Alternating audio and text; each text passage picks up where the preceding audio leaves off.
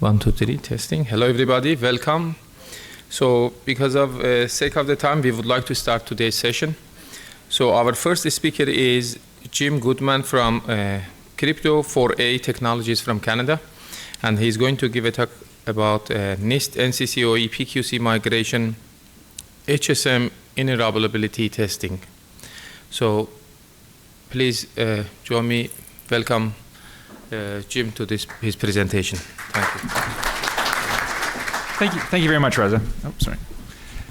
Yeah, so actually, I work for Crypto4A, but today I'm kind of putting on my public service hat. I'm going to talk about some stuff we did at the NCCoE. If you are not familiar with the NCCoE, you're in luck, because we're going to explain to you what it is to start the talk off. We're going to give you a little bit of flavor in terms of what it works on. And then we're going to explain to you how we did basically a bunch of HSM interoperability testing as part of that initiative, and I'll present some of the results here and give you guys a feel for it.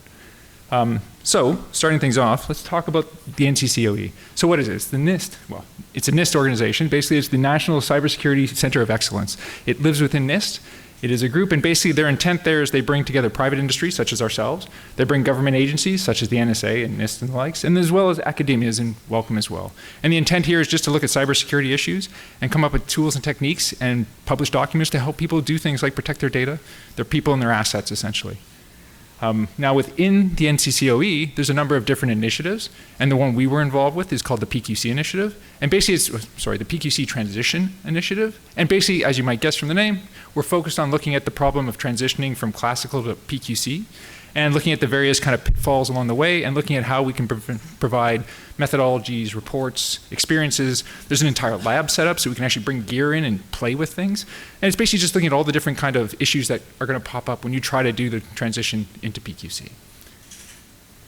Something I'll mention as well, this is an initiative that really only kicked off in 2022, so it's actually pretty young, if you want to call it that. And a really nice thing about being part of a NIST initiative is everything gets documented and gets released into the public domain. And in this case, it's all released as part of Special Pub 1800-38. And there's 3 documents released under that at the moment. One is for the overall project, that's 38A. One is for, we'll talk about this, but a discovery workstream, that's 38B. And then the one that we're interested in terms of interop and performance is published under 38C. So if you have any questions, those documents actually give you really nice kind of overviews and summaries of everything I'm going to talk about here, essentially. Now on top of that, I will also give you a link to the NCCoE PQC migration page, because one of the things I'd like to do too is draw awareness to the NCCoE PQC migration, because we think it's a fantastic effort as a private company participating. So we'd like to encourage others who might be in the audience to come join the party and be part of this as well. In terms of what is the NCCoE, and I apologize for the size, you probably can't read most of that, but basically it's a wide swath of companies. And we've got people like Cisco, we've got ourselves as HSM providers, we've got agencies like the NSA. We're all together. I took this picture last week, so there's about 40 companies at the moment, always growing. Maruja and Bill are always looking for new people to join. But one thing that you'll notice is if we go through it, and I've highlighted them in red, is in this group of 40 companies, 6 of them were HSM providers. And in fact, you could argue it's probably a critical mass of HSM providers. There's a few who aren't in this list, and that's fine. We'd love to have them join. But it did give us the idea that when we were talking about what could we do as part of the PQC initiative, was to kind of say, well, we have a ton of PQC people here. We have a ton of HSM providers here. How about we do some interoperability testing? Because at the time, this was done back in 2023, most of this work, there was no CAVP testing. There was no interop testing whatsoever for PQC for the most part, beyond people publishing some algorithms. So we decided to take the initiative to try and create something where we could actually do interop testing within kind of a formal structure, and do it with all the other HSM vendors as well. Because we all know that that's a really important thing. If we're going to make this transition, we need to make sure that the gear we're going to bring in to do it works amongst itself. Okay. Now, how the NCC PQC initiative is actually structured, what we've done is we take the group of companies and we split them up into what we call them work streams. And they're basically focus areas to work. So initially, the 2 work streams that we came up with, one was discovery. And discovery is basically the notion that you want to do inventory and survey of devices and networks and things, and coming up with tools and techniques and procedures and policies for how to accomplish that goal. Because one of the first things you have to do is understand what is at risk. Discovery was designed to basically look at what is at risk and come up with procedures to identify that. And that was originally led actually by Dave McGrew from Cisco, but now Evgeny Jervis from SafeLogic has taken over. And it's actually that work stream's actually, they kind of delivered on the discovery component. And what they're doing now is they've actually kind of said, okay, well, now that we have all these assets and we know what's there, now we have to come up with techniques because there's so much stuff. How do we assign risk levels to all those things? And then how do we actually prioritize and come up with techniques for actually attacking it and mitigating those problems? So they've that work stream's actually evolved into the next generation thing, which is kind of cool. Now the other primary work stream, the one that obviously I'm most interested in, is interop and performance. And this work stream was entirely focused on, okay, what is the effect of going to PQC? Like what happens to these protocols? What happens to these algorithms? How do we get different components to work together? Do they work together? Do we have any evidence that like OpenSSH and this proprietary SSH client are going to work? That whole work stream was targeted for looking at those kinds of things and trying to do some investigations and experimentations, and again, setting things up in a lab and actually starting to beat up on things and see what would happen. And then on top of all this, another really kind of cool aspect of the NCCoE is we're always evolving. So we've kind of delivered on the first two, the discovery and the interop and performance. So we are, in our current meetings, looking at, well, what comes next, right? So if you were to come join the NCCoE, we'd be very interested in understanding what you thought was a priority from the PQC transition perspective and how we could structure new kind of investigations and work streams to try and deliver on those issues and concerns that you may have. And then obviously, another thing that's happening within the NCCoE PQC initiative, and it's happening all over the place, it's not just us, and I just wanted to draw attention, is that Lily Chen from NIST is currently looking at crypto agility, and she's trying to write a white paper to provide structure to it, define the language, define the concepts, talk about the things we need to worry about, and that's actually, she's working closely with a lot of the people from the NCCoE to deliver on that. So, like I said, I'm most interested in interop and performance. What exactly does that mean? Basically what we do, as I said, we look at performance interoperability issues related to PQC transitions. And within that, in terms of the activities we've done so far, we looked at a ton of protocols to see what are the effects of putting PQC, and as well as making sure that various clients from within those protocols work together. And in terms of the ones we actually delivered on, QUIC, SSH, TLS, VPNs, we looked at, I say X509, but it's really certificates in general. And I'll give a shout out to John Gray on that one, because he's done a lot of work as well to help with that. And then, of course, HSM interoperability, which is what, obviously, I'm most interested in. And as I said before, all the results of all these investigations, with a lot of detailed graphs and performance metrics and numbers and stuff, can all be found in that SB 1800-38C document. And there's a link to it there, or you get the slides, you can just click through onto it. Okay? And I've also provided the list of the primes in the various areas, so if you have questions about what was done, don't be afraid. Feel free to reach out to these people and ask them questions. They'd be happy to hear. And one thing, actually, I don't know if I showed it. I probably showed it in the previous slide. I'll throw a shout out to Christian Paquin from Microsoft. He actually led our group, and he did a fantastic job in that as well. So, HSM interop. Remember, this was done back in 2023. We did not have any final standards. We did not have any IPDs. We just had a dream, and we had a bunch of HSM providers. So, first step was we had to agree on what it was we were going to try to interop test with. So basically, as a group, and this still amazes me that 6 HSM vendors got into a room and managed to agree on something, we came up with a list of algorithms we wanted to test and what specific variants of them we wanted to test with.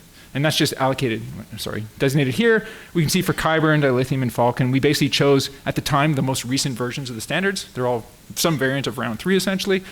And then for LMS and XMSS, the good thing there is we had the RFCs. I could have also put down SB 800-28, but it just refers back to these, so why bother? But the point is everybody was designing to the same thing, right? Because if we hadn't, interoperability would have been a nightmare. But because we had these specific instances, we had references that we could design to. Now another aside, and again, if you're not too familiar with stateful hash-based signatures, one of the things you have to know is that with Dilithium and Kyber and Sphinx Plus, it's kind of decided what specifically the parameter sets are. It's not so much with HSS, LMS, and XMSS and XMSMT. There's a ton of different things you can do. There's tons of different configurations. So what we had to do to keep the scale and the scope limited was we had to make some judicious choices as to what variants we're going to test. And those are just tabulated here. So we try to keep things simple, right? This is basically best effort for people doing this on top of their day jobs. We chose to use the SHA-2 variants, so everything's SHA-256, essentially. And then we chose single and dual tree heights for the HSS components. We chose heights anywhere from 5 to 40 on the total tree height. And then we always chose the same winterness parameter of 8.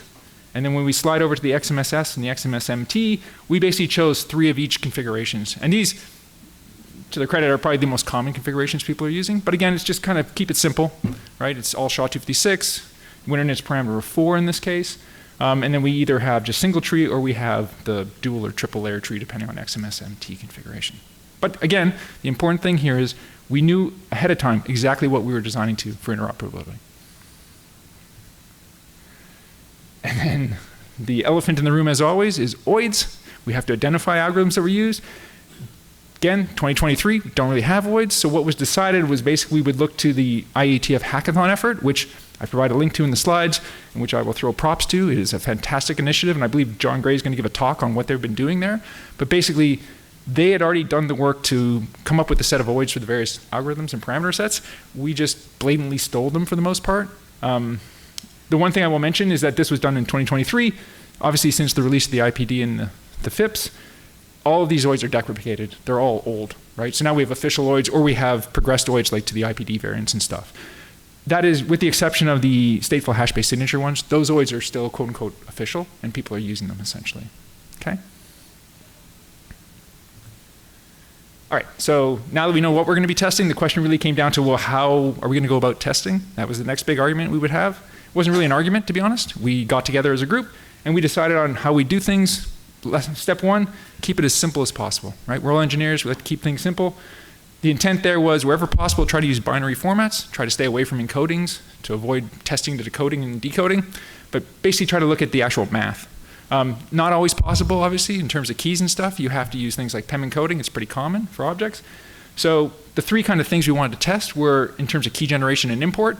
So we wanted to be able to generate key pairs, export the public keys, and import them into a destination HSM. And that's essentially what the test did. We also want to do digital signatures. So there, generate a key pair, export its public key, use that basically to generate a signature, preferably in a binary format, perhaps in PEM, give that to a destination HSM, have it import the public key, and try to verify the signature. Super simple. And then with chems, it gets a little more complicated because it's kind of this back and forth process. Generate the key pair, export the public key, import it, generate an encapsulation, give back the ciphertext, give them a record of what was encapsulated, and then have them do a decapsulation and then verify that they could in fact generate the same shared secret. But very simple kind of testing and the likes, okay? Last little kind of details. Again, trying to follow the IETF hackathon approach. We use GitHub for the exchange of artifacts amongst companies. Initially, we're just using email. It gets pretty overwhelming pretty quickly. NIST was nice enough to set up a GitHub repo for us. Unfortunately, being NIST in that, there were rules regarding publication of information, so it's actually a private GitHub repo. So unless you come join the NCCoE, unfortunately, you won't have access to it at this point, as far as I know. If I'm mistaken, I'm sure Maruja will get up and correct me, but we had a private GitHub repo, and within that, we basically just created a directory structure that kind of suited what the problem was we were trying to test. So for the case of digital signatures, basically we'd have a directory structure where we would have artifacts, name of the company that's being tested. Within it, we would have the OID of whatever signature algorithm we're doing, and then within that, we'd provide things like the message we signed, we'd provide the public key that should validate, and we'd provide the actual signatures themselves. And then we just publish that, and then basically another company could come along, download those artifacts, verify, and then basically let us know whether or not they were successful or not, okay? Chem gets a little more complicated, like I said.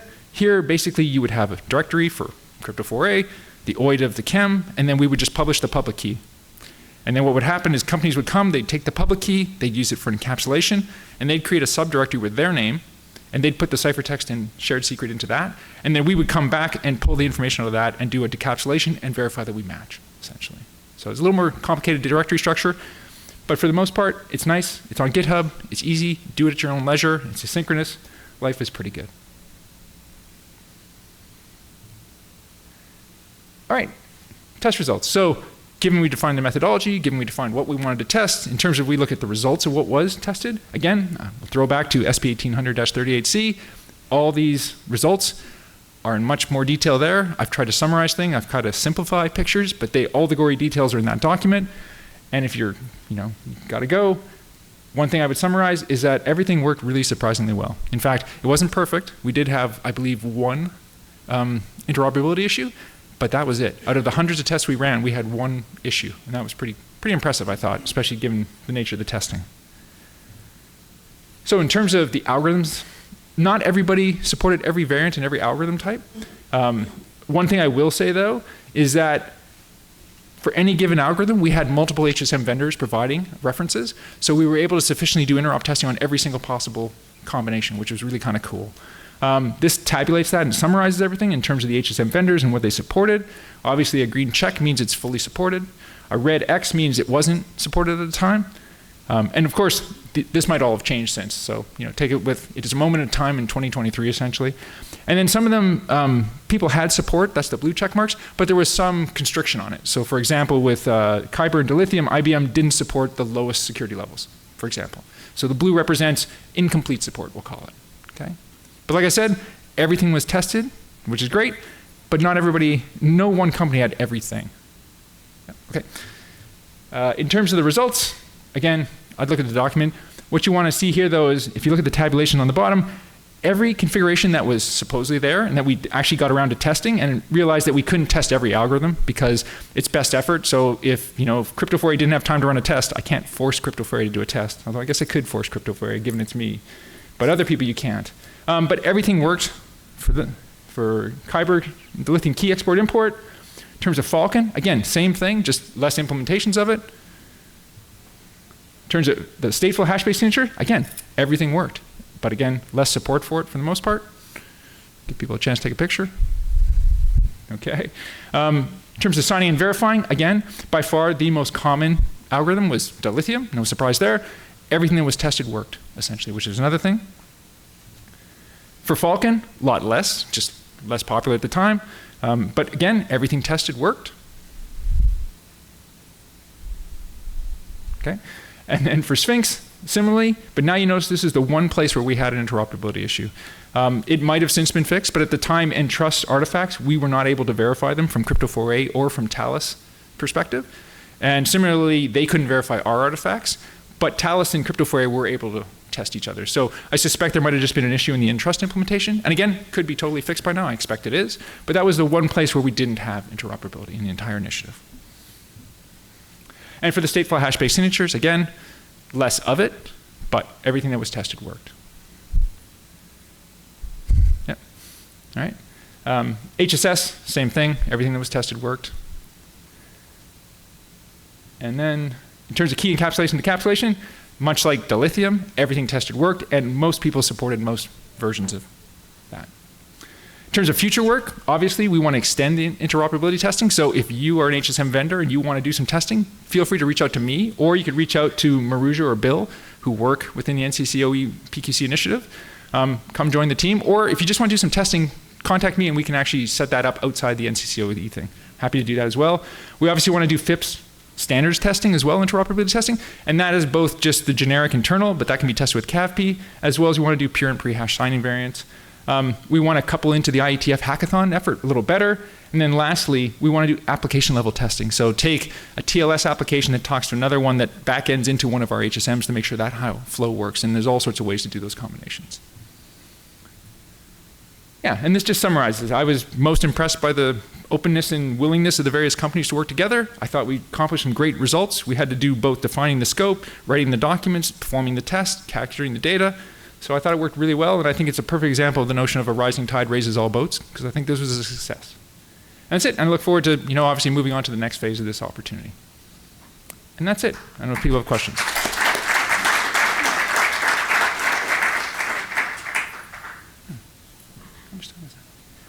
Go ahead, Reza. Great job. We have a few minutes for questions. If you have any questions, please go ahead. Thank you so much for the great talk, Valerie Fennick, with the PK611 Technical Committee. Yep. I just wanted to say, just have a quick question on this. As you're evolving, as the standards are evolving, how quickly can most HSM vendors apply the new standards to their own software and also the hardware that you're adding in? Hardware's going to be harder, obviously. Depending on, if they're relying on hardware acceleration, they have to wait till the accelerators exist. From a firmware perspective, they'll have to come up with an upgrade. Currently, we are ready to go in terms of doing standards-based testing. We're waiting for others to be ready to go for that. But I think people are pushing hard to do it, which is kind of cool, right? But the nice thing is that because we're not, because we can do this person-to-person kind of thing, we don't have to wait for the CAVP servers to come up and running, which I do appreciate the fact NIST got CAVP internal testing up so quickly. That was phenomenal. But we still got to do pre-hash and pure now, right? And that doesn't exist. This is a perfect opportunity to get out in front of that and test as soon as we have it, right? So we don't have to wait, which is kind of cool, right? Yeah. Next question. Hi there. You didn't touch on anything with performance. Was that considered, or how did that look? So, no, that's a fantastic question. We were just doing HSM interoperability. Performance is a little trickier to do because we weren't doing batch testing and stuff like that. There was performance testing done at the protocol level, like the SSH and the TLS. That has performance metrics. And if you go to SP 1800-38C, you will see all that data. This test was not concerning that. It was just, does it work? That's really what we're looking for. Yeah. Yeah, you're welcome. We're good? Any other questions? So let's thank the speaker again. Hello everybody again, welcome. So we are going to have a panel today. The panel is about HSM and post-quantum. Can they keep it up or keep up?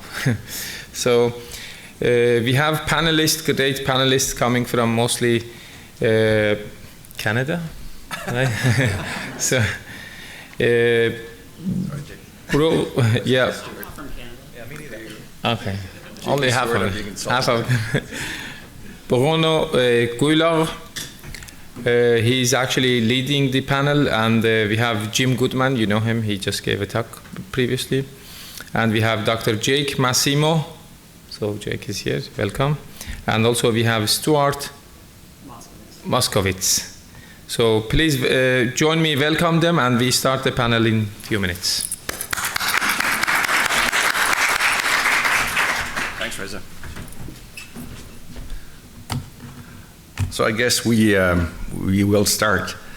Hi, as Reza said, my name is Bruno Couillard, CEO of Cryptography, and yes, from Canada. Today we're here to talk specifically about HSMs. And what I'd like to do is I'd like to start with what are those things called HSMs? I know most of you probably know, being a cryptographic module conference, hopefully you have a sense. But I think what I want to do here is I'm kind of going to start with why have HSM become such an important piece of material in our information security technology. And I want to go back to 1994 when Netscape came out and added this notion of a padlock on the browser, and it was called, you know, behind the scene there was this new protocol called SSL. And when SSL came out, it was a revolution, and since 1994 that concept of being able to connect, to trust, to establish a secure connection, to share information, to send credit card, to purchase item, has grown to be what we now refer to as the digital economy. And this is about 1/3 of the GDP globally. And that's a lot of money transacted today because of this idea that we could finally figure a way to establish a trust relationship, a digital trust in the world of virtual space. And at the very behind the scene of these establishing the trust, you had PKI, you had certificates, you had roots of trust, and then you had HSMs. And the HSMs are those black boxes sitting at the bottom of a shelf. Back in the days, they were in closets, and they were there to protect the roots of trust of that stack. And HSM have become very popular devices to secure today a lot of roots of trust for a whack of applications, be it PKI, be it code signing, identification, authentication, and the list goes on. Ultimately, HSMs are still to this day very, very important pieces of equipment, fairly unknown, fairly isolated, somewhere in a very dark corner in rooms with multiple doors and security locks and so on. And they're used to secure everything that we called the digital stack. So with that in mind, the importance of HSMs as we're going through a transition to eventually get to a post-quantum era, these machines have two roles typically. They have a role that is about providing the layers above, cryptographic capabilities, cryptographic services. But HSMs also use, so they're consumers of cryptography internally. They do a whole lot of things using cryptography to secure and provide the upper layers, secure root of trust and so on. So that's why we're sitting here today. We're going to talk about these devices and their role, but how they're going to migrate into the future and continue doing what they've done for the past 30 years in the quantum era. So with that set up, I'm going to start asking my panelists to inject on multiple questions related to these machines. And perhaps what I'd like to do first is to let each of them introduce themselves with a bit more material behind the scene here, so that they can be providing you why they're sitting here, why they're providing very important views on what the HSMs do and how they view the importance of HSMs. Once we've done that, we're going to go through a series of questions, and what we want to do is we want to leave room and time at the end of the panel to ensure that you also have ability to ask questions. But if during the session you feel like you don't want to wait to the end and you want to go to the microphone, by all means do. So that's the kind of format we're going to start, and I'm hoping that we keep that interactive. The more you have a chance to ask, the more of those things that you have on your minds that you feel need to be brought forward, by all means do. With that said, I'd like to ask Jake, I'll start with you, and if you could give the audience more about you. Yeah, absolutely. Okay, hello everybody. So I am Dr. Jake Massimo. I work for AWS Cryptography, and I'm applied. Oh, closer to the mic. Can't get that much closer. Okay. Okay, so hello everybody. I am Jake Massimo, and I'm an applied scientist at AWS Cryptography. I work on our cryptographic library, AWS libcrypto. I also work on the PQ migrations of AWS services, and I also do some cryptographic consultancy across the company, across our wide range of products and services across the company. Before my time at Amazon, I did a PhD in cybersecurity at Royal Holloway, University of London, which explains my accent. And I was under Kenny Patterson, and my PhD was, at that time, I was studying primality testing in a wide variety of cryptographic libraries. So got my hands pretty early into OpenSSL and other cryptographic libraries. And then eventually, after finishing my PhD, joined Amazon. And I've been developing our post-quantum migration story, and also working on the NCCoE project that was just spoken about before. And some of that first part of that work, as previously described, was about inventorying and identifying use of quantum or quantum vulnerable cryptography. So I spent a lot of time in the recent years kind of studying our services, KMS and Cloud HSM, and kind of doing an audit and discovery of the types of cryptography that will be vulnerable and our plans to migrate, and kind of feeding that into our standards efforts and our kind of protocol integrations on how we can kind of lift each one of these up into the quantum kind of age. So that's it from me. Thanks, Jake. Yep. Over to you, Stuart. I am Stuart Moskovics. I currently lead cryptographic operations at Google's G-Chips organization.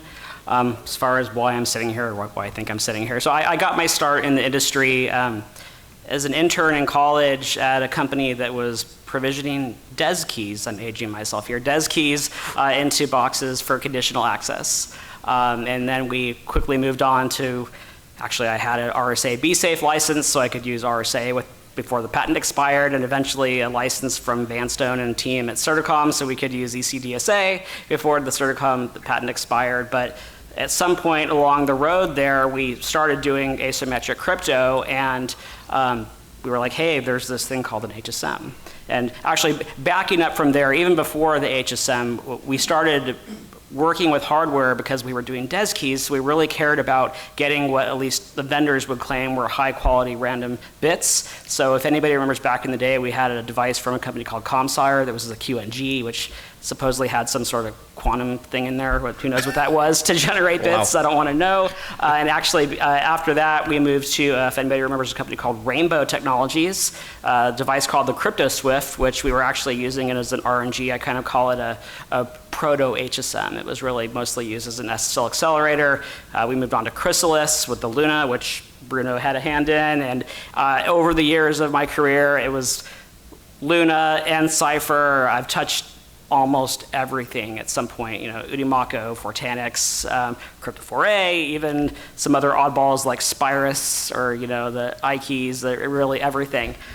So I think I have somewhat of a unique experience where I've been able to utilize HSMs for provisioning, for key management, for code signing, for debug unlock, for PKI, the whole thing. And I'll just say I'm super excited to be here and basically look back at my 30 years and say that all the asymmetric work I've done is basically kind of trash now. We could throw it out and start all over with all the new algorithms, and I guess it's job security to move on. So. Thank you, Stuart. Yeah. Jim. It's a tough act to follow. My name is Jim Goodman. I serve as the CTO of Crypto4A. I guess I got into the industry back in '94 when I went to grad school at MIT. I've been doing crypto since then.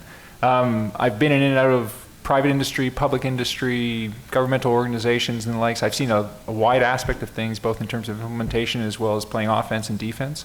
I think I have an acute understanding of why hardware is important and how it protects you and what it provides to you. I think there's value in that. I think building systems off hardware roots of trust is the key thing to keep going. I've done a lot of work in terms of both implementing as well as using cryptographic algorithms and likes, both from an optimization perspective as well as designing protocols that sit on top of it.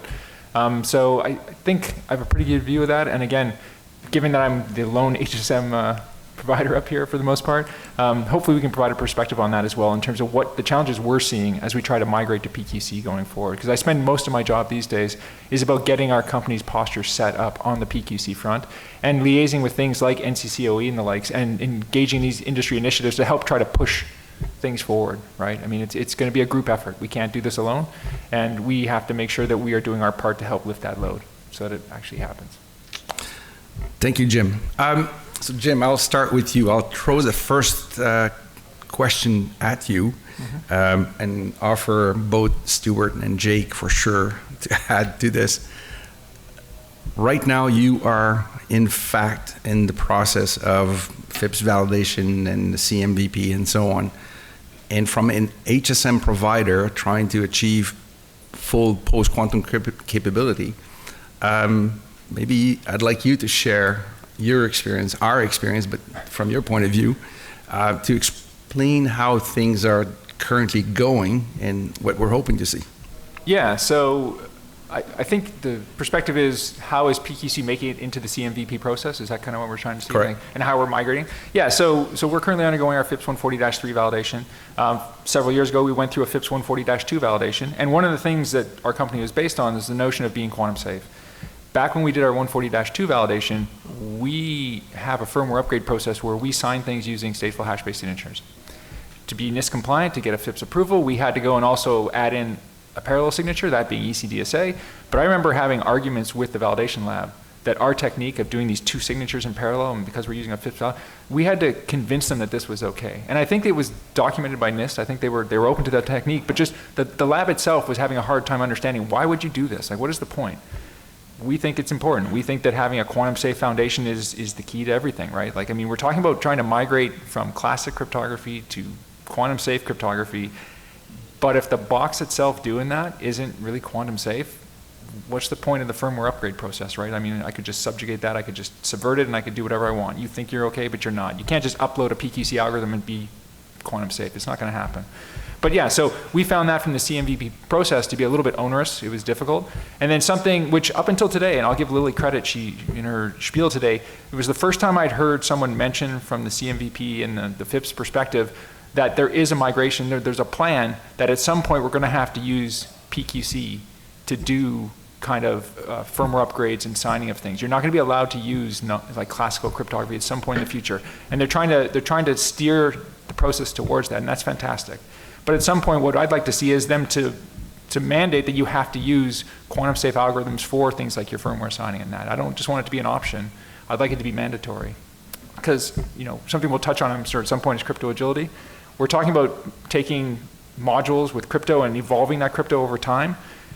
If you're going to evolve something, then whatever you're using to control and protect that evolution process better be at least as secure as everything you're trying to evolve to.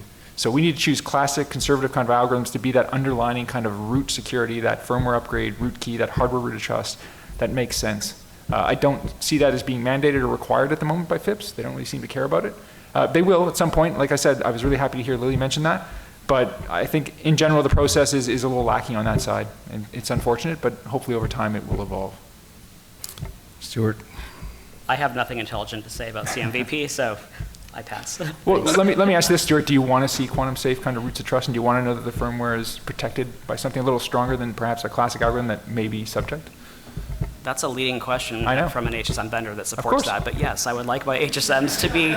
You should be a lawyer. To be quantum ready, right? Yeah. Yes, and I would like them to be interoperable, and I would like them to be compliant with the specs. Excellent. But I shouldn't have to even say that, right? That's like a base requirement, right? Well, you think that, but until you put it out there, until NIST or CMVP adopts it, right?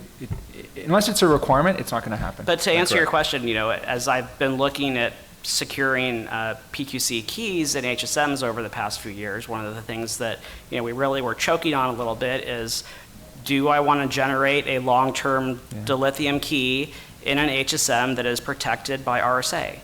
Does that really make sense? And I believe there is an HSM vendor / model that's out there that until somewhat relatively recently was protecting the keys and the blobs with, I believe, 1024-bit DSA, unless I got that wrong. So it's really a matter of, if I want to have keys that could last for 30 years, I want to be able to sleep at night and know that somebody can't just break an elliptic curve signature, an RSA signature in 10 years, whatever, assuming it actually happens, and then it doesn't really make sense to have focused all that effort on having that key in the HSM. Yeah. Thank you. And I'd like to hear your opinion, Jake. Yeah, I wanted to add a little bit on about FIPS, the kind of FIPS process, right? So at AWS, our HSMs, our algorithm implementations are within our cryptographic library, AWS libcrypto. And so we FIPS validate our algorithms at that layer, and then of course these are built into our HSM solutions. And it's been called out quite a few times already today. A lot of people have, congratulated NIST and thanked NIST for releasing the FIPS standards and the ACPP test vectors together, which I completely agree. This sets us off from day one, ready to go. But then the story gets a little bit less compelling once we're actually ready to submit and validate and send the module off to the lab, right? Things start slowing down a lot at that process, to say it politely. So I guess some ways in which we could optimize or streamline maybe the submission and the lab process, I think would really kind of, improve and speed up some of these parts in the process that aren't quite as streamlined as dropping, the ACPP test vectors day one. Are you finding that actually, I'll ask the question slightly differently. It almost sounds like the community of consumers and customers are now very aware of this long time it takes to go through a FIPS validation. And if you can point to a website and you're showing that you're somewhere in that long pipeline, that tends to be a good enough answer, and you can move on to talking. Is that something that you also find in your day-to-day environment? We kind of had to resort to that somewhat for being in the queue for such a long time. Yeah, absolutely. And I often wonder if, seeing such long queue times may actually prevent others yet to join the queue from even bothering, right? Okay. That's kind of a concern as well. Any of that? Is that also, how do you play the FIPS validation certificate versus being in the certificate validation path? Is that So I can't really comment on current projects and FIPS requirements, but I have worked on projects in my career that require FIPS, and it's just unfortunate that I know there are many companies that want to put PQ keys into hardware, and they wanted to do it maybe 2 years ago, and they had a FIPS requirement, and what do you do? Okay. So So, as a follow-on, and Stuart, that one I'm kind of curious about your views on it.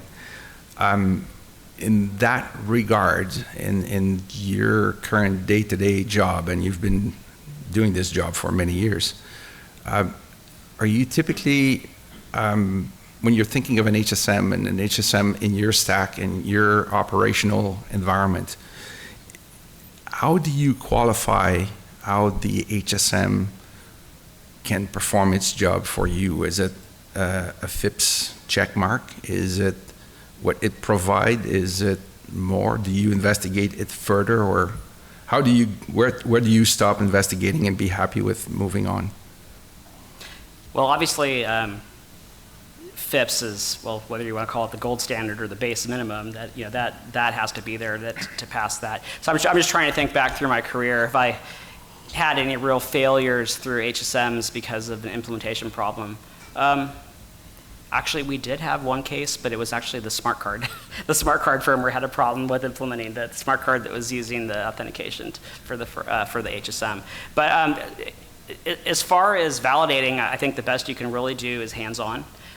Just you need to make sure it meets your needs. I appreciate that some vendors are more forthcoming with information about the internals of how they implement things than others.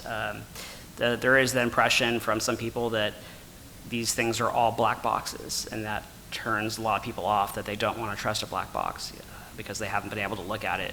So that's been a struggle I've seen over the years. So I would just say that that the more information, especially for a lot of the HSMs that are more flexible for backups, if you're backing up your keys, how are they encrypted at rest? If there's a symmetric and asymmetric component, like how does that really work? Where will that break down? If you're using credentials, if they're stored on smart cards or USB tokens, what's really involved there? And I think at least that's the kind of analysis that I would tend to look at. It's really just a base requirement that the algorithms work as expected.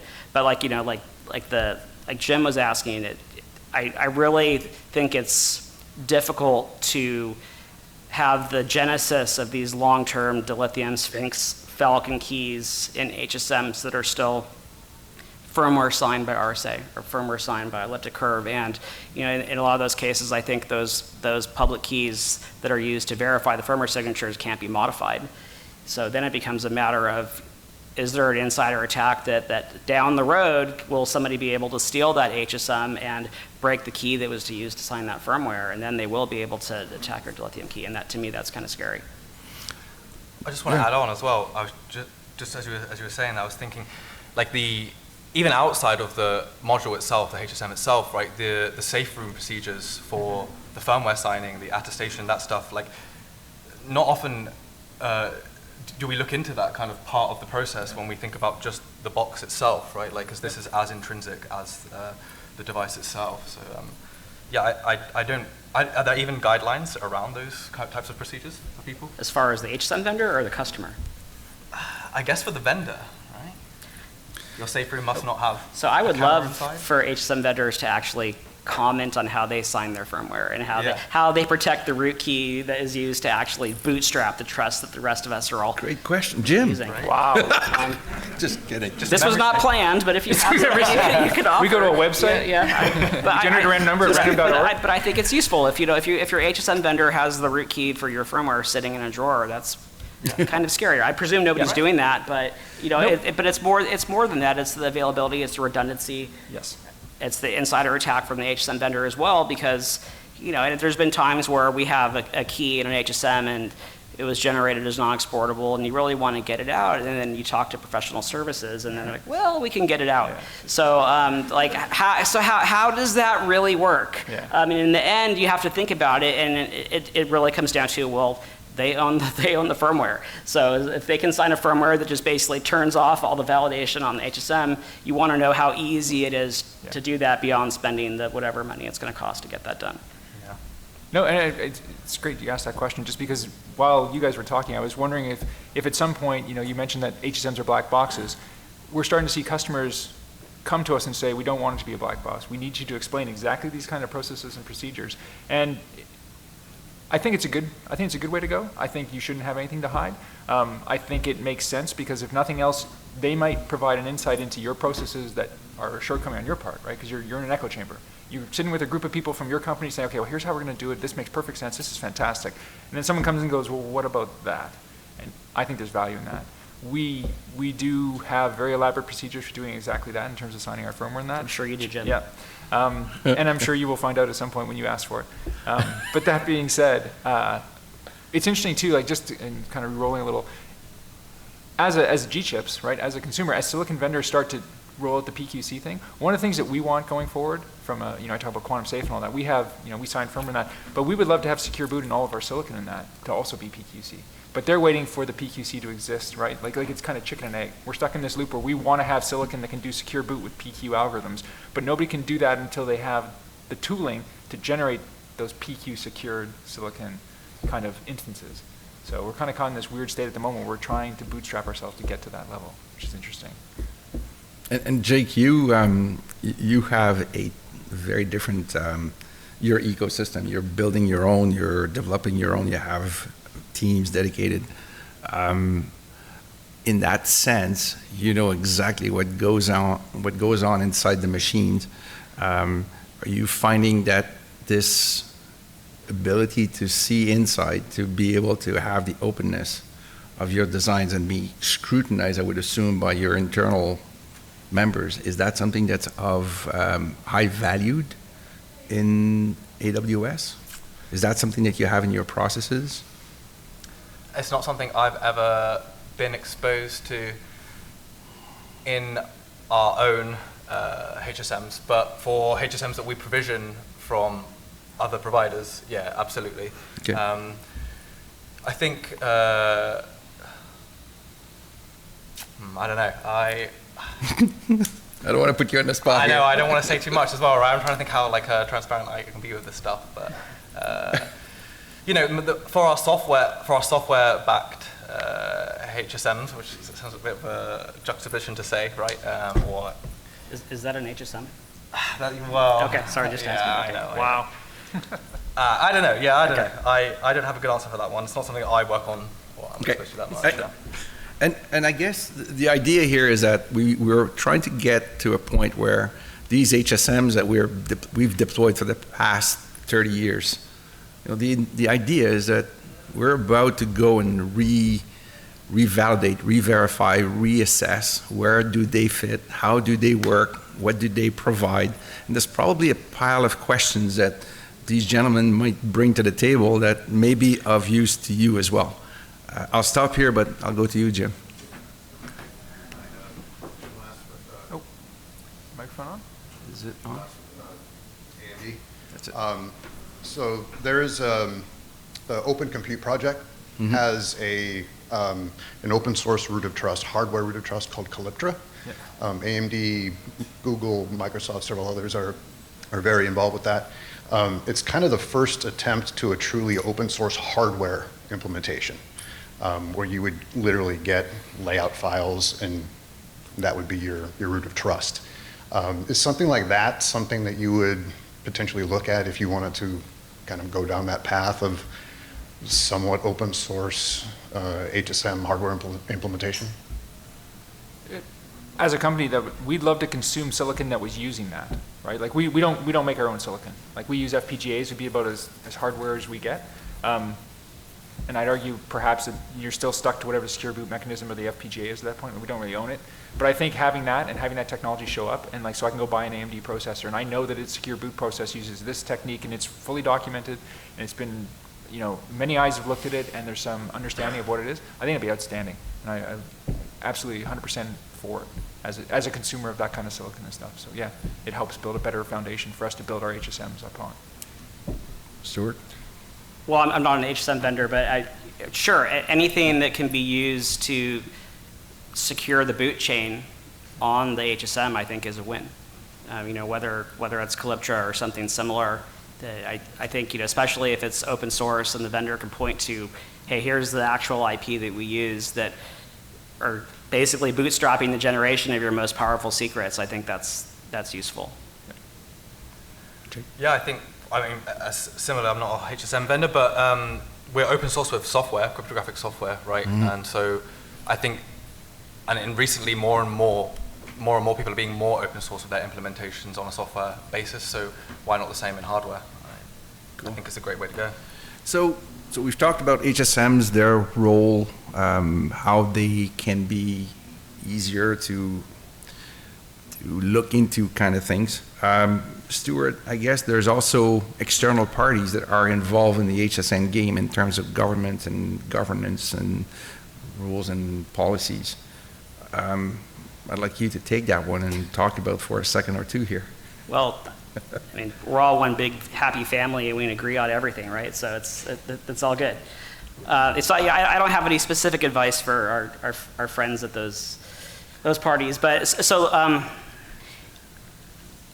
when I look at the PQ migration that I've seen, I kind of have like a really generic way of looking at the world, and I look at the people that are doing pure software, and I look at the people that are in the hardware space, especially those that are more on the silicon, doing roots of trust, putting hashes of root keys into ROM or blowing hashes of keys into fuses. And for what I've seen, the people that are pure software, such as, I forgot the lady's name from AWS this morning, that was very happy. Like, things are all great. Like, it's wonderful. We did MLChem and it's perfect. I think that those of us that are on a much more constrained environment, working on embedded, limited resources, and also limited agility.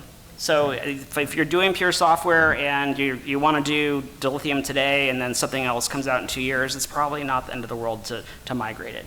But if you look at those of us that are doing like the embedded silicon with the roots of trust, there's like a 3-ish year time frame from design to actually taping the thing out and actually making it work, and then it's in the field for 10, whoever knows years.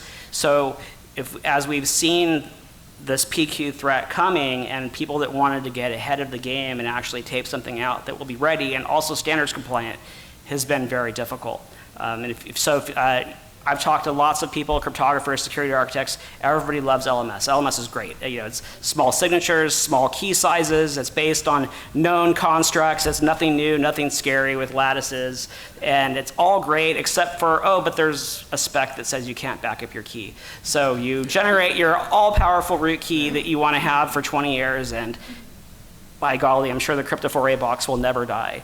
Or the alternative is to it, you buy 50 boxes from the HSM vendor and put them geographically all around the world. Now you have 50 root keys, and you hope all 50 don't die, and you deal with that. And really, I don't think that either of those are palatable. Or even look at like some of the newer things, like I think maybe Sphinx Plus was a little bit of a surprise, but it's great, and there are some nice parameters to Sphinx Plus as well. Maybe the signature sizes are large, but it's also fast. It's also based on hashes, and it's authorized by NIST. It's great. We don't have any of the stateful problem, but you have another spec that won't allow you to use Sphinx. So to answer your original question, yes, it would be great if somehow as a community we could get these various bodies that are kind of basically putting these requirements on us to somehow to maybe take a more holistic view and understand the difficulties that some of us have been going through. I completely agree on stateful-based signatures with you as well. In my opinion, distributed networks of devices, HSMs, and stateful signatures just do not mesh well together. And I think a lot of people, when they saw those standards coming out ahead of the PQC, the FIPS 203, 204, 205, liked what they saw and wanted them and wanted to run with them straight away, but there wasn't really much guidance in how to kind of enact them or make them actually work in practice. And so we spent a lot of time kind of defending against against that as a solution and kind of waiting for dilithium and Sphinx Plus, because I personally agree that I think these are much more suitable for the future. Don't get me wrong though. So I think, my day-to-day is probably like the opposite of you. You're probably looking at like massive scale, massive throughput, where I'm looking at much smaller scale. So there are definitely use cases where LMS is amazing. Yeah. If I could actually survive one HSM dying. Right, right. If I can't survive the one HSM holding my root key dying, it's not really usable to me. Yeah, that's fair. Yeah, like, so I'm with Stu, actually I'm with both of you in terms of this. Unanimous. I think LMS is fantastic. I do really feel bad about how SB 800-208 went and basically the brakes it put on that whole entire initiative, like what we can do. I wish that we would get our update. There's been an update promised on SB 800-208 and we're still waiting for it. It's, we don't have a lot of visibility into what they're thinking. It would be great to have a little more involvement in that process. We had a conversation at one point to discuss, they went a different way, and now we're just kind of waiting, tidying our fingers, and it's probably that ship may have already sailed. We'll see. Now that MLDSA is out there, perhaps people will just go that path, but it is unfortunate that we've been paused for this long waiting for this to come. So I would really like to see them get that. And one thing I'll throw out before we go to Reza's question is, I do like, though, how the government is starting to get involved in the PQC forums, and they're starting to have conversations with people. Like just recently, there was a discussion related to signing of SHA-384 fingerprints of firmware images using the CNSA algorithms. And that went into a spiral, and people had all sorts of interpretations about what was going on in that. And to their credit, the agency got online, and Morgan Stern provided a very succinct description of exactly what was the interpretation and how it was supposed to be applied. You can agree or disagree with that, but the point was they came and they clarified it, and at least it put that question to rest, which was really good. So I'd like to see more of that. I want there to be more interaction. I want there to be more clarity and more kind of guidance for us. I mean, we're trying to, like Stuart said, we're trying to build systems up here. We're trying to make things manageable and usable, and it doesn't help us when we are left with either untenable standards that we can't implement in any kind of reasonable way, or confusing standards that we're not sure how to implement in any kind of meaningful way. So we'd like to see more of that from the government, and we're here to help. Like we want to interact with them and define these things. So please, by all means, don't be afraid to reach out to us, and we'll help you as best we can as well. Like the NCCoE, it's a fantastic initiative between government and private industry. Let's do more of that. Reza. Very good. Great job so far. So my question is about the limits of software. We always talk about agility, scalability, flexibility. What's the problem of software for HSMs?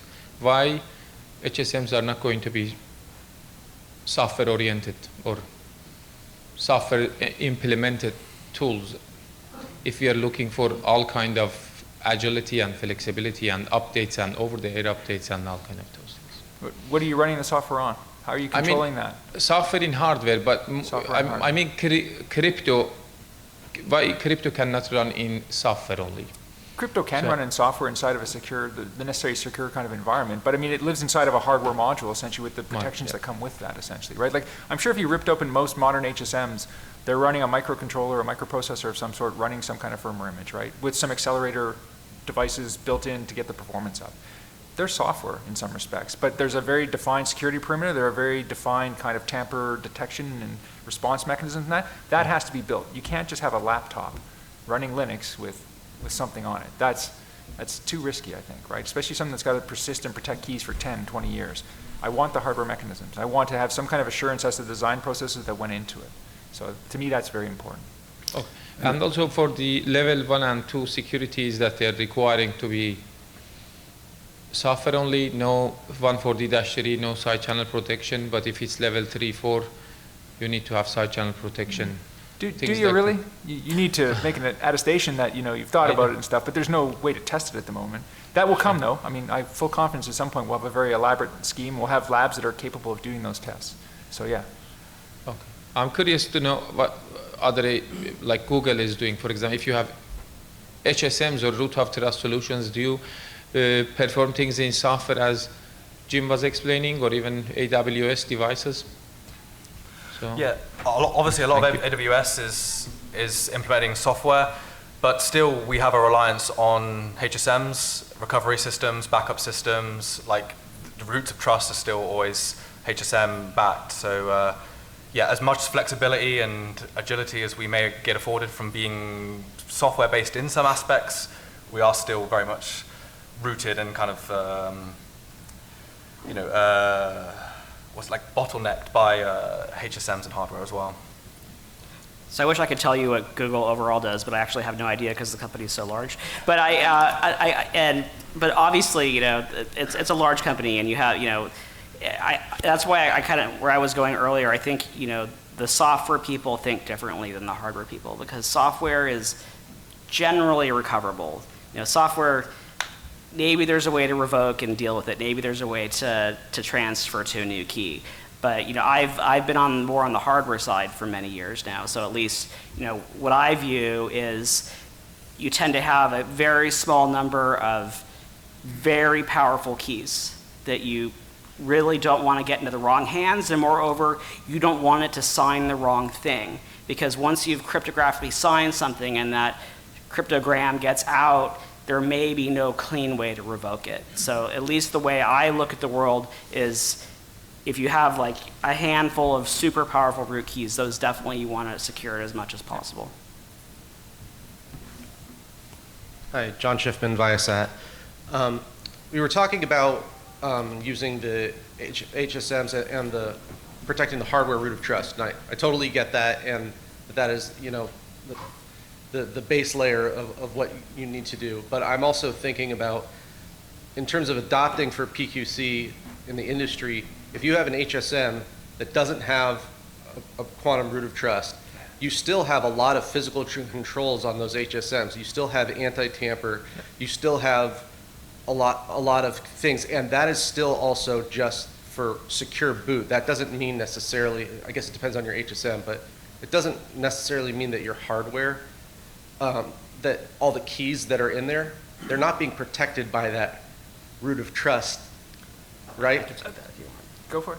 So, I mean, they're protected by hopefully something that came from an entropy source, and you're still a good entropy source. So if you could reseed your entropy source using firmware, say, hey, I'm getting my entropy source, and then create a new PQC key as from that entropy source as the base, you can still encrypt everything in your HSM with PQC algorithms and protect them with PQC algorithms if you need to. I guess I'm just thinking, like, even if you bypassed secure boot, if somebody stole it and bypassed secure boot, yeah, they could trick somebody into, the type of attack you're talking about is they could trick somebody into booting up and using that, but you'd have to rip apart the whole thing and it's going to tamper. So how, I feel like you could get really far in the world without having that hardware root of trust being PQC and have everything else updated. So let me give you my end user point of view, and then Jim can give you his HSM vendor point of view. But before I go there, I like to say a lot that an HSM by itself is not a magic box. Just generating a key in an HSM is like, you can't be like, hey, we're great, we're done.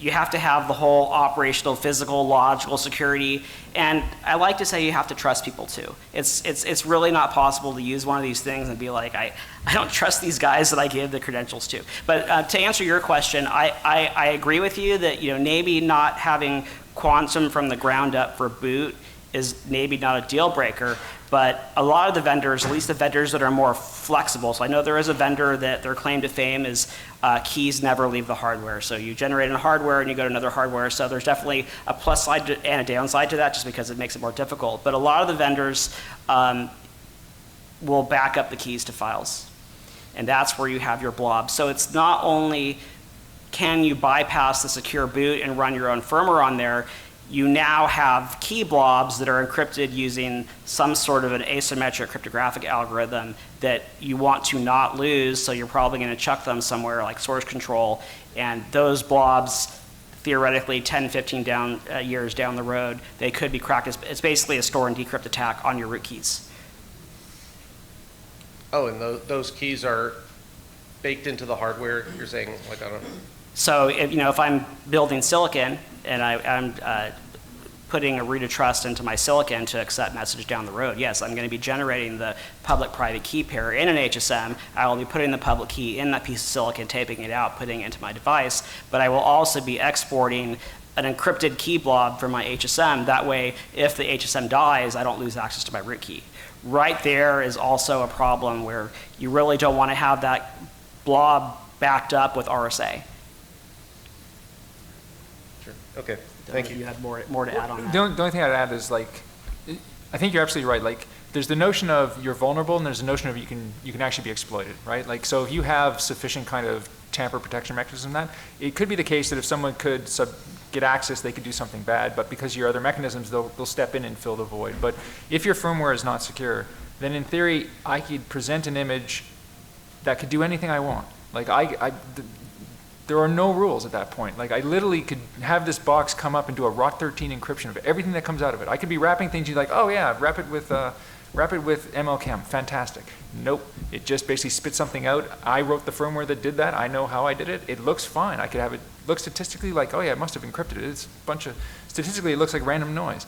But it's just, I mix something in, some deterministic seed or something. Like there's no way to provide any kind of protection at that point, right? Like once you can hack the firmware, so that's why I'm so concerned about the hardware root of trust and the firmware signing. If I can hack that, I can do anything I darn well Absolutely. please. Yeah. I guess I'm trying to draw a little bit of a distinction. Yeah. You're absolutely right.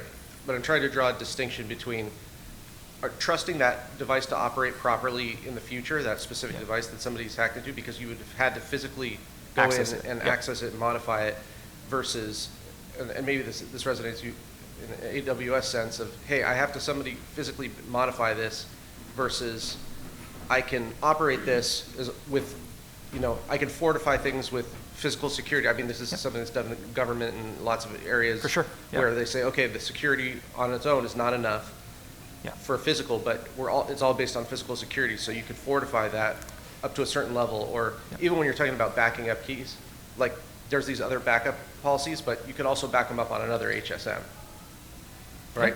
You can transfer stuff and But it's not only the backups of the keys, right? It's also their credentials to utilize an HSM.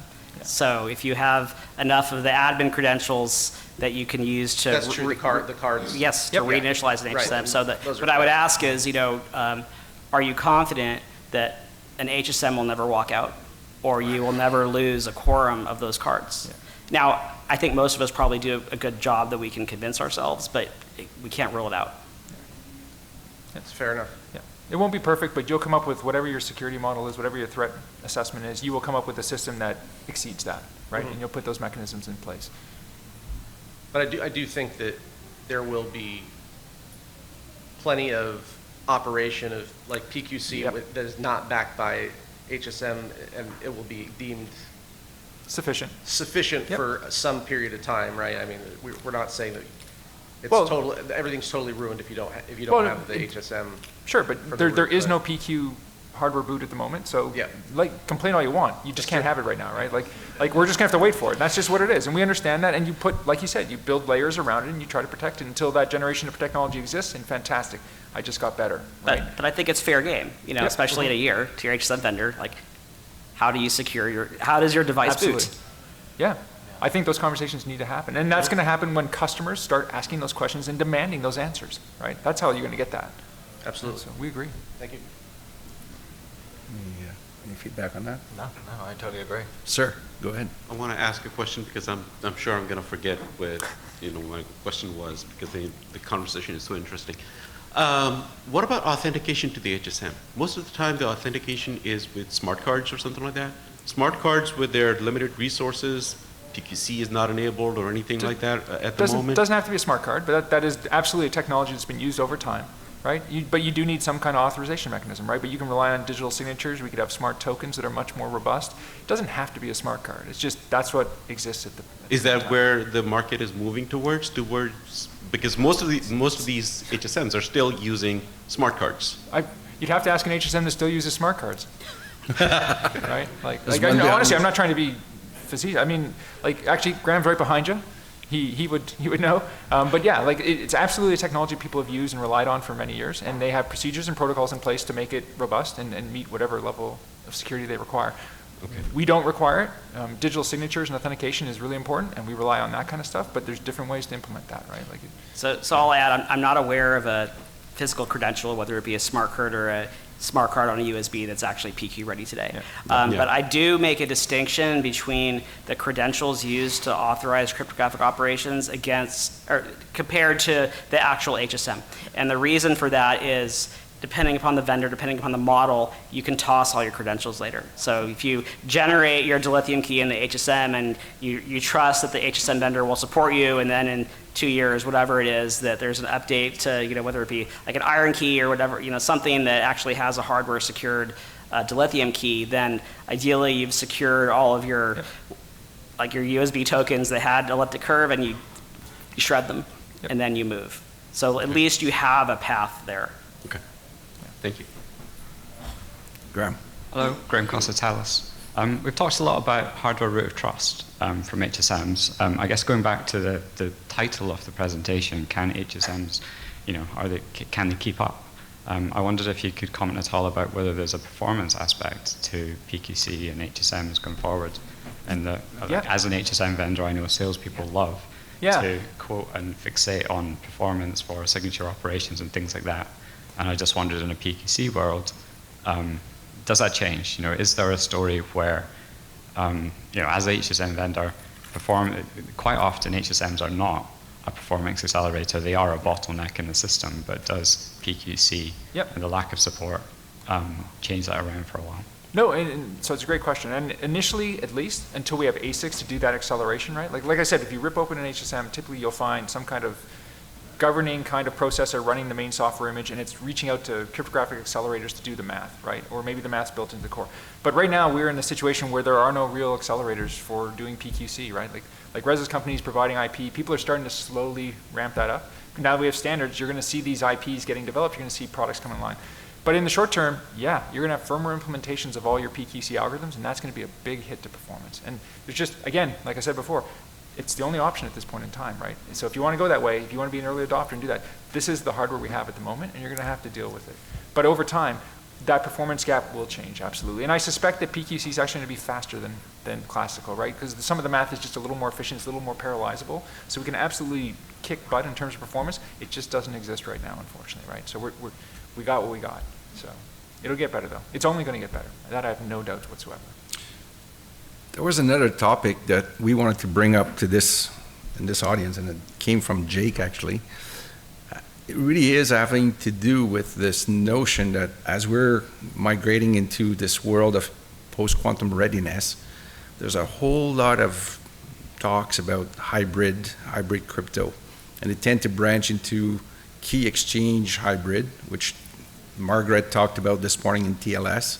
But there's also this notion of taking multiple signatures and figuring out how these things are going to become hybrid.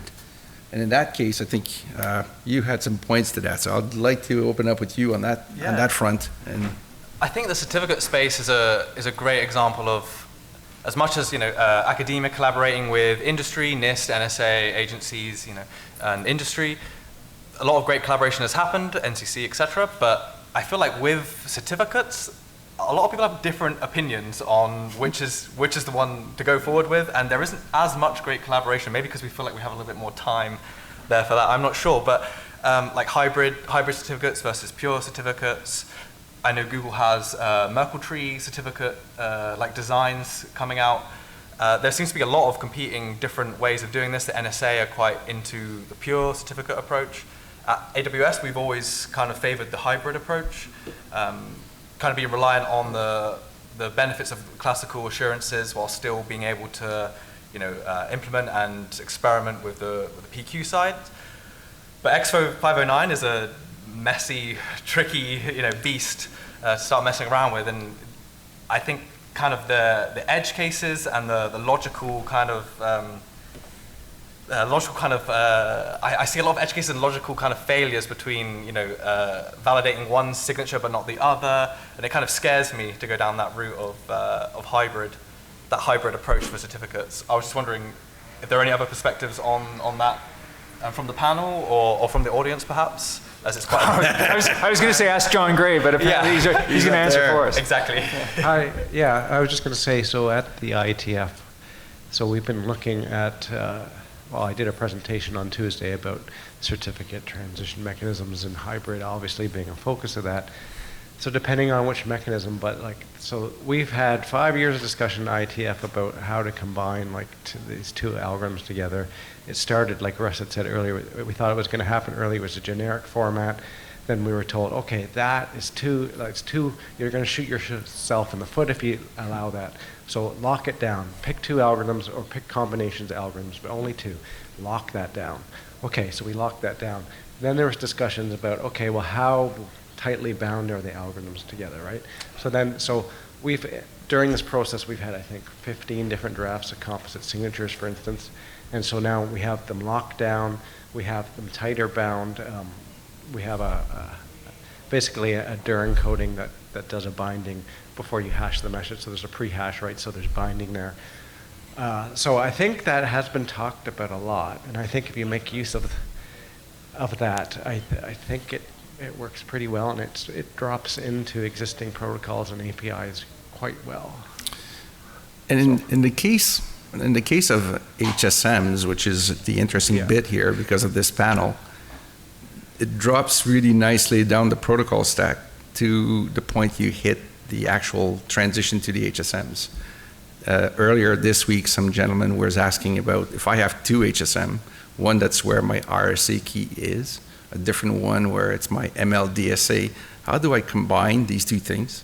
How do I know that this key and this key are associated to this one signature forever? And if I back up this one better be backed up. If I delete this one, that one better be deleted.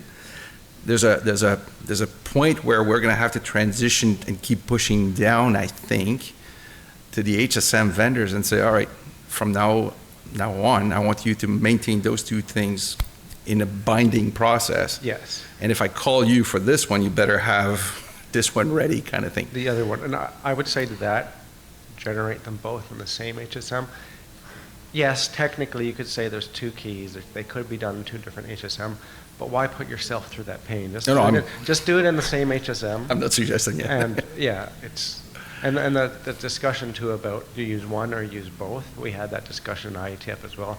It was decided we want the strongest possible. Do the AND mode, you must verify both of them. They must both be freshly generated keys.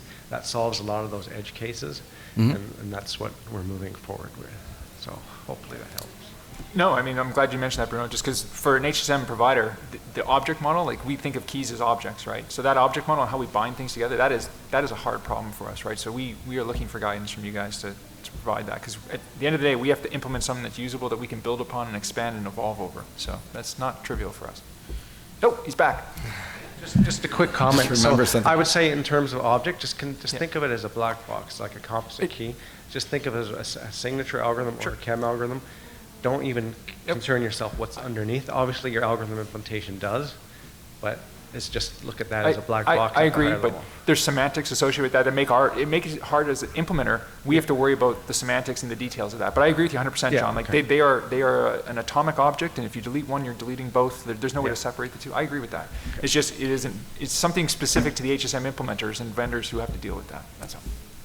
So what do we do on the devices that can't parse X509? Sorry, I didn't hear you, Dennis. Devices that can't pass X509.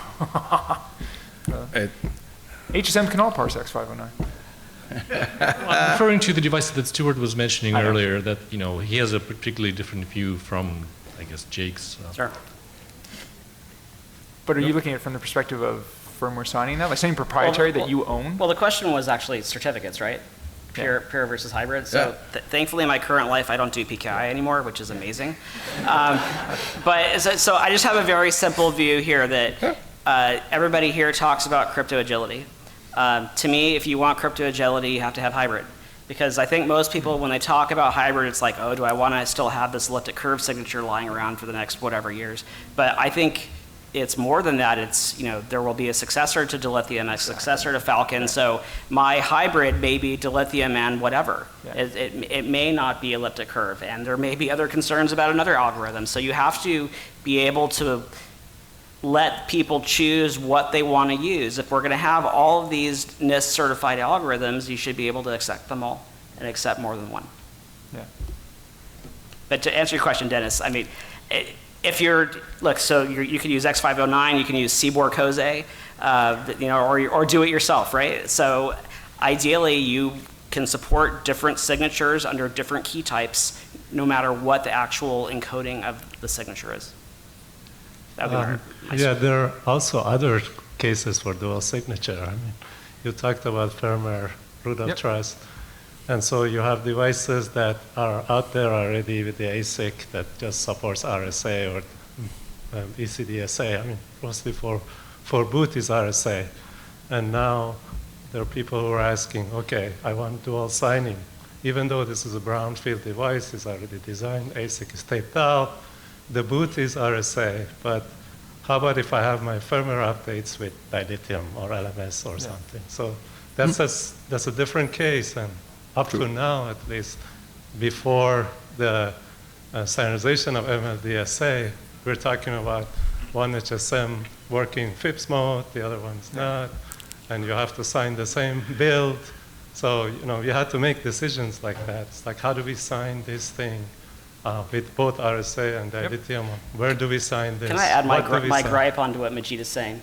So, I don't understand what industry is supposed to do when they are using algorithms in FIPS certified HSMs, and all of a sudden they're no longer FIPS certified. Yes. How is that supposed to work? And I get it, like exponent 3 is no longer allowed, or you can no longer do, you could no longer do non-standard PQCS1 padding. But I think this is an area that I haven't seen any great solutions from any of the vendors. That it's really a problem. So do you have to leave, your RSA exponent 3 keys in an old version of firmware that is FIPS certified for then, and you run that forever, and now you have your RSA keys in another version of firmware because they were using F4, and then at some point in the future, RSA will be banned and elliptic curve will be banned. So how many iterations of hardware are people going to have to run for the future? I think it's a problem that needs to be solved. Which brings me to another question. I'm a little bit slow. I'm like 30 minutes behind in the conversation.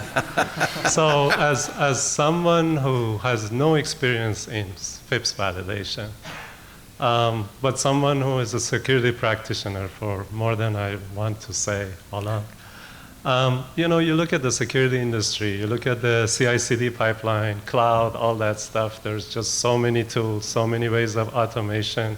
Every DevOps, DevSecOps team first look at something in a manual way, and then they try to automate. I'm just wondering, you guys who have so much experience with FIPS certification, what are the ideas out there in terms of making the certification faster, right? Of FIPS? Sorry, speeding up FIPS certification, or? Yeah. I mean, it's like, I know. If you know, tell us, please. I know he mentioned Calyptra, but it's like, that's open sourcing hardware, and not everyone likes that, by the way.